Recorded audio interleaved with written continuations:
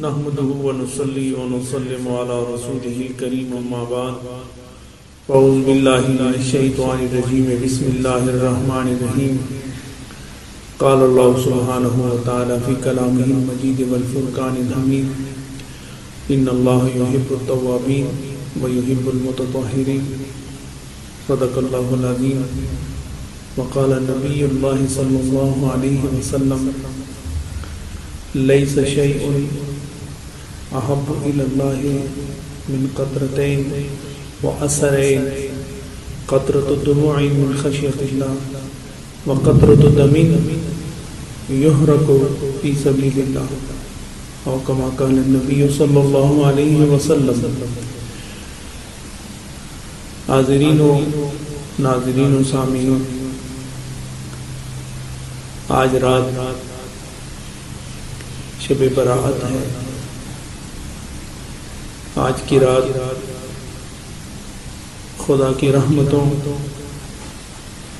اور اس کی عنایات کے نازل ہونے کی رات ہے. آج کی رات بندہ خدا سجدہ ریز ہو کر اپنی لغزشوں اور گناہوں کی معافی کا عزم لے کر خدا کے در رحمت و مغفرت پر حاضر ہو تو خدا اپنی رحمتوں کے طفیل بندے اسی اشعار کی ساری غفلتوں اور گناہوں کو معاف فرما سکتا ہے. کوئی ایسا بندہ نہیں ماں سوائے انبیاء کے، کیونکہ انبیاء معصوم عن الخطا ہیں، مقربین محفوظین میں شمار ہوتے ہیں. لیکن عام بندہ کلمہ گو گناہوں سے آزاد نہیں رہ سکتا، خطا کار ہے. لیکن خطا کار گناہگار جب خدا کی بارگاہ میں چند آنسو بہاتا ہے تو وہ آنسو ضائع نہیں جاتے. خدا اپنی شان کریمی کے طفیل گناہگار کے آنسو قبول فرما کے اسے نئی زندگی، نور و عرفان والی، نبی دو عالم صلی اللہ علیہ وسلم کی محبت اور اطاعت والی عطا فرما دیتا ہے. حضرت ابی امامہ رضی اللہ تعالیٰ عنہ کی حدیث ابھی میں نے آپ کے سامنے پیش کی ہے، جس میں نبی دو عالم صلی اللہ علیہ وسلم ارشاد فرماتے ہیں کہ خدا کے نزدیک سب سے زیادہ محبوب دو وہ قطرے ہیں کہ جو خدا کے خوف اور خدا کی راہ میں بہہ جائیں تو خدا اسے قبول فرما کے ایک نیا عزم، ایک نئی زندگی دین کے تقاضوں کے مطابق اسے عطا فرما دیتا ہے. نبی دو عالم صلی اللہ علیہ وسلم نے ارشاد فرمایا، ان دو آنسوں میں سے، ان دو قطروں میں سے ایک قطرہ وہ ہے جو خوف خدا میں اس کی آنکھوں سے نکلتا ہے تو خدا قبول فرما لیتا ہے، اور دوسرا خون کا قطرہ ہے جو خدا کی راہ میں اس کے جسم سے نکلتا ہے تو خدا اس ایک قطرے کے بدلے اس کے سارے گناہوں کو معاف فرما دیتا ہے. آمین و ناظرین، آج کی رات ندامتوں کو پیش کرنے کی رات ہے. آج کی رات گناہوں سے معافی مانگنے کی رات ہے. آج کی رات خدا کی بخششوں کی رات ہے. ویسے تو مومن و متقی کی ہر رات خدا کی بارگاہ میں گزرتی ہے،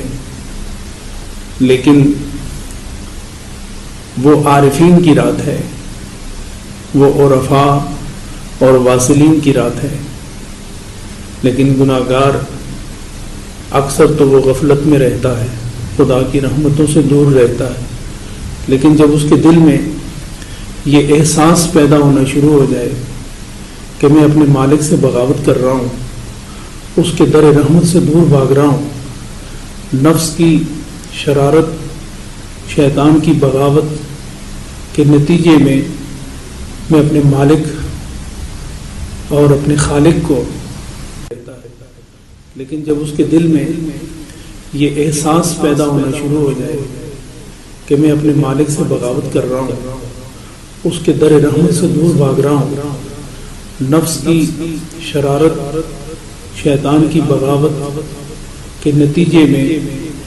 میں اپنے مالک اور اپنے خالق کو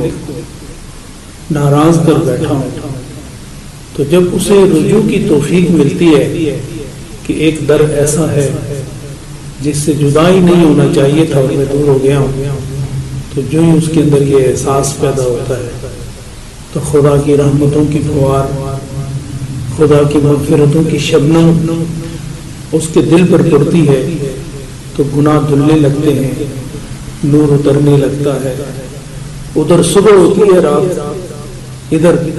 اس کے دل کی دنیا بدل چکی ہوتی ہے۔ تامین و ناظرین، لوٹ آؤ واپس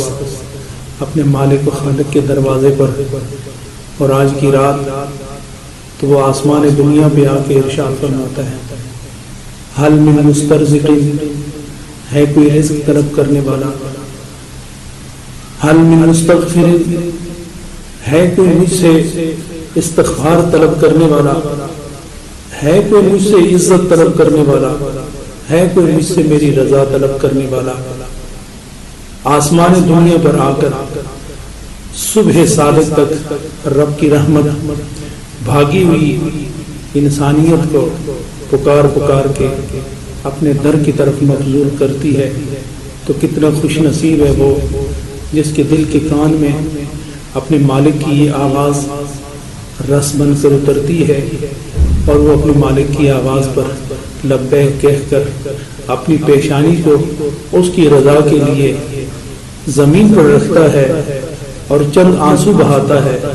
تو خدا اس کے آنسو اس کے حق میں قبول فرما کر اس کی آنے والی صبح، اس کی شام زندگی تک کی ساری زندگی کو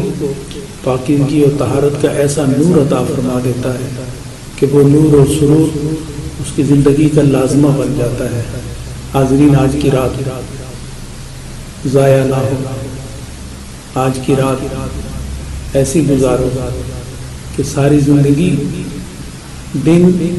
اور ایمان کا اجالا نصیب ہو، اور جب شامی زندگی آئے تو مالک اپنے در دولت پر ہم سب کو قبول فرما لے۔ وآخر دعوانا ان الحمد للہ رب العالمین۔